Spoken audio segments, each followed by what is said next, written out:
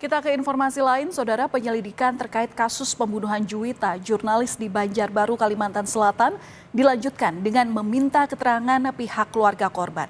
Keluarga Juwita meminta agar penyidik Denpom AL Banjarmasin memeriksa kembali semua CCTV di sepanjang rute korban ditemukan.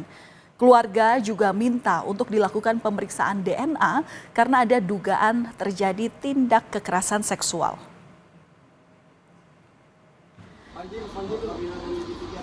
Dalam keterangannya, kuasa hukum bilang keluarga telah menyampaikan kronologi mulai dari korban dibawa ke rumah sakit otopsi hingga pemakaman.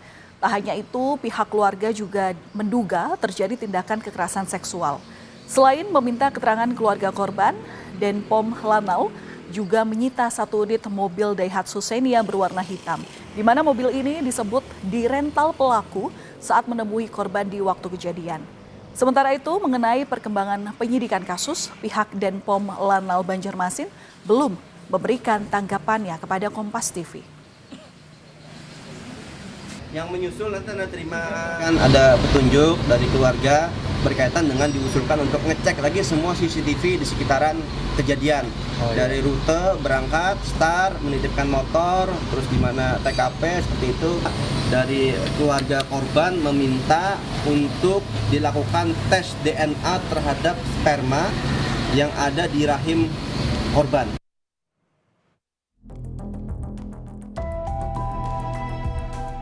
Kasus pembunuhan jurnalis asal Banjarbaru Juwita kini sudah naik ke tahap penyidikan. Sabtu 29 Maret lalu, Polda Kalimantan Selatan menyerahkan berkas dan barang bukti kasus pembunuhan Juwita ke Polisi Militer Denpom Lanal Banjarmasin karena lokasi dan waktu kejadian berada di wilayah hukum Lanal Banjarmasin. Selanjutnya Pom Lanal akan bekerja untuk mengungkap motif dan tersangka. Dari penyelidikan, ini udah naik ke tingkat penyidikan.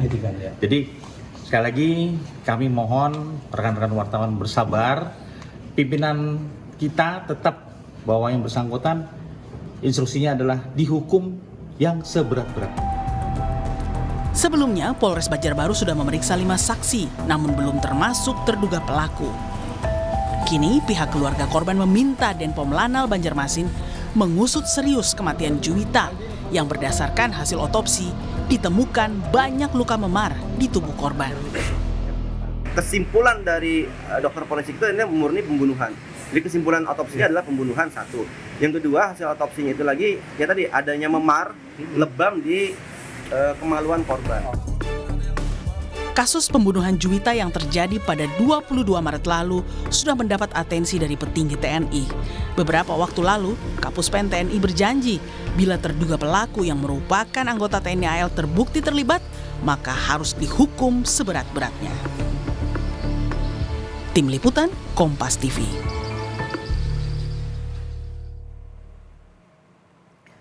Saudara, pihak keluarga sudah dimintai keterangan oleh penyidik Denpom Lanal Banjarmasin. Selain itu, keluarga meminta penyidik untuk serius memeriksa kasus kematian Juwita karena dari hasil otopsi menunjukkan ada dugaan kekerasan seksual. Untuk mengetahui informasi lebih lanjut, kita sudah bersama dengan Koordinator Tim Advokasi untuk Keadilan Juwita, Muhammad Pazri. Selamat petang, Pak Pazri. Ya, petang Mbak Valen. Iya Pak, kemarin sudah dimintai keterangan pihak keluarga termasuk juga ada 5 saksi. Sejauh ini apakah sudah ada perkembangan dari hasil penyidikan yang sudah dilakukan oleh Denpom Lanal Banjarmasin? Ya, kemarin ada 2 orang saksi kembali diperiksa di tanggal 2 April 2025. Nah, yang selanjutnya dari keterangan saksi itulah ada perkembangan-perkembangan yang kami dapatkan, temuan, dan juga kami bisa melihat beberapa hal yang sudah dilakukan oleh penyidik, termasuk juga dilakukan penyitaan alat bukti. Jadi ada 14 alat bukti yang sudah disita. Jadi dari kemarin itu juga kami menemukan beberapa hal yang sifatnya dari awal kronologis kejadian di tanggal 22 Maret 2025 sampai dengan dilakukannya otopsi. Jadi ada beberapa hal yang sifatnya kami memberikan masukan kepada penyidik. Jadi kami memberikan masukan kepada penyidik, Polisi Militer Denpom Lanal agar mereka benar-benar melakukan penyidikan secara menyeluruh. Sama halnya dengan yang kami sampaikan sebelumnya untuk melakukan pengecekan kembali kepada semua CCTV yang dilalui oleh tersangka dengan korban. Yang selanjutnya lagi berkaitan dengan adanya hasil otopsi yang menurut kami juga perlu didalami lebih jauh seperti itu. Jadi dari adanya lebam, otopsi itu kan diantaranya adalah memar telinga, terus leher patah, terus juga ada memar di pelipis, sampai dengan kepada rahim korban yang adanya cairan tersebut. Sehingga cairan itu pun yang disampaikan oleh dokter forensik bahwa cairannya volumenya cukup banyak, sehingga kami menduga bahwa apakah dalam kejadian ini tidak hanya dilakukan oleh satu orang yang hari ini menjadi tersangka seperti itu. Ya, ada dugaan kekerasan yang ditemukan oleh pihak keluarga.